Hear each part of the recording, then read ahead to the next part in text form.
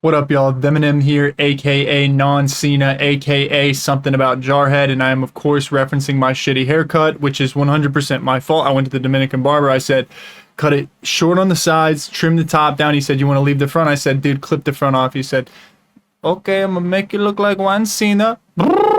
And I'm not gonna lie, I was looking right in the mirror when it happened, and I was like, oh, fuck, that was wrong. So I have a shitty haircut. It's not the barber's fault. It's my fault. But I do also have good news, and that is I upgraded my CPU and figured out how to run OBS off of my video card instead of the CPU, which just frees up so much processor space so that now I can make tutorials out of like projects I'm currently working on that have a ton of like different effects and stuff in them. Which is going to mean a lot of better tutorials. It's going to be easier for me to make tutorials, and it's also going to mean I'll probably be able to start live streaming. So that's coming up. But today I want to talk about synth hocketing, specifically in a project that I'm working on that sounds like this.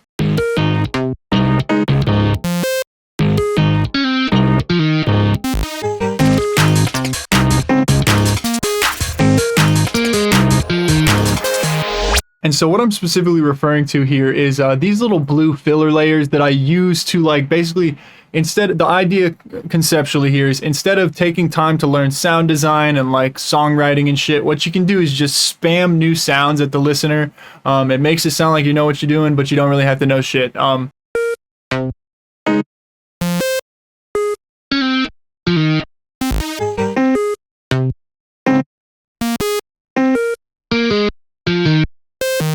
And so the cool thing about these is I probably spent 20 seconds to like a minute working on the sound design for each of those. So they're super basic. They pretty much act to fill the spaces and the gaps that I have in this thing right here. And I'll kind of quickly explain how I made this.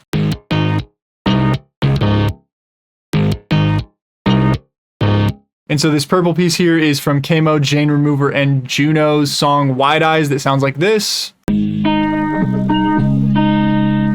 As you can see, I've just chopped my little pieces out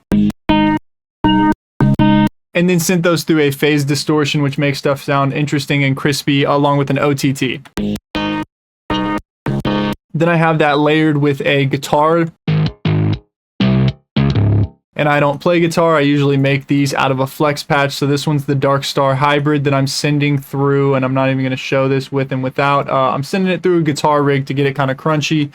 One tip, I don't know how many people this will apply to, but if you use Guitar Rig, you're going to think that it sucks. The reason is the default preset has, it monos everything before it's going in, so you want to click the left and the right, make sure these are both on, and then also in all the amps and stuff, there's a stereo button. You got to turn the stereo on. Turn the stereo on. If you don't do that, you're going to be like, why does everything suck that I make with the guitar? It's because it's monoing it. You got to make sure the stereo is turned on. That's all that I'm going to show for these. And basically it's just, you know, get yourself like a saw and a thing, or like two melodic things that you layer together.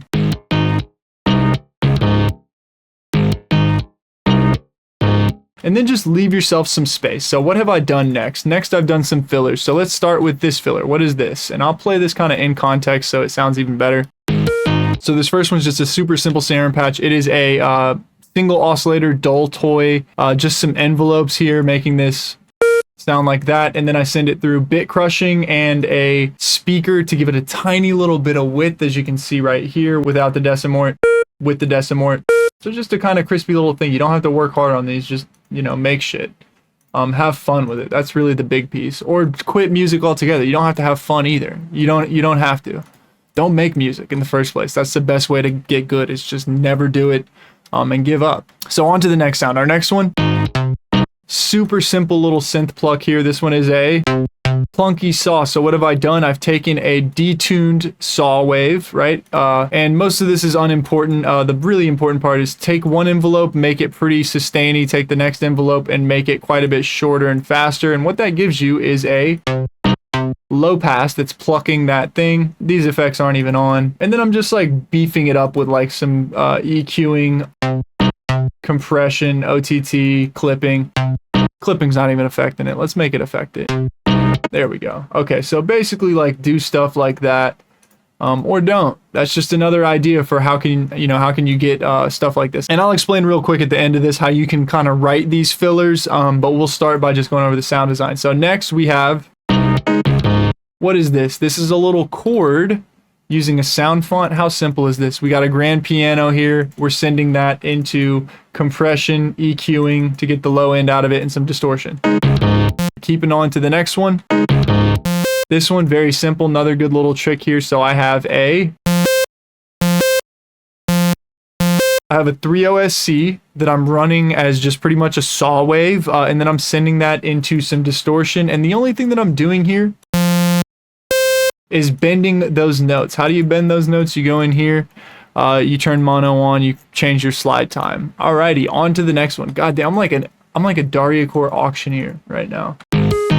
And then all we've done here is repeated our first sound, different note. Then for this one, I bring in a new guitar. Kind of get the flow going downward. So I have different sounds that are going up, different sounds that are going down. Here I bring back my little 3OSC, but instead of bending up, I'm bending down. And just to play this without the distortion.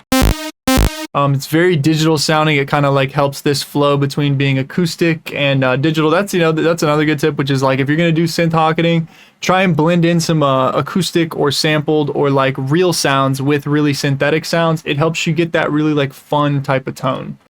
So then next I just have like a little rave lead here. This is a serum patch, just a detuned saw going through nothing but this little EQ right here. So the simplest sounds ever. Then the last one here, which is my favorite because it's the easiest and it's from a sample pack, Glitchy Bullshit Super, go buy it. I just took 2 of these little slices from one of the melodic loops and didn't even EQ it or anything. I just have it kind of flowing in there. I've showed this a million times, but I'll show it again. You can kind of take the slide tool, which is the double arrow, and pick out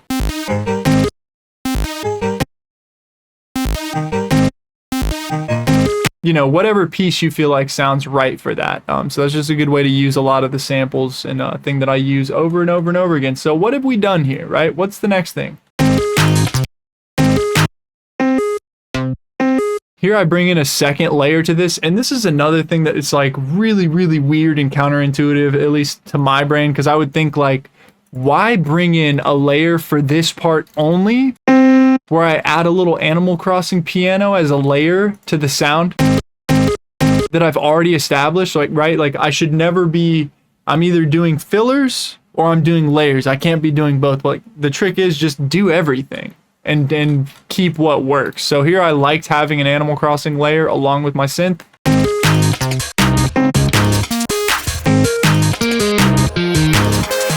So lastly, to finish this one off, how do you know where to add the fillers? Just take your bass pattern and either paste it into your little filler channel or like write your fillers in your bass pattern that you already have set up. So like this right here, write them in here, and then just move them to a new channel or you know, channel pattern thing later. But this will help you kind of like know how to go with your key. So, you know, a lot of these like C is used here, C is used here, A sharp is used there. I don't use A sharp in here, but like you'll kind of get a feeling for what's in key as you start to do this more and more. What else can I say about this? Probably nothing. Go stream my music. I will say though, just because we're in this project, like now that I have a good computer, I can go over like drops and shit, which I've not been able to do previously as well.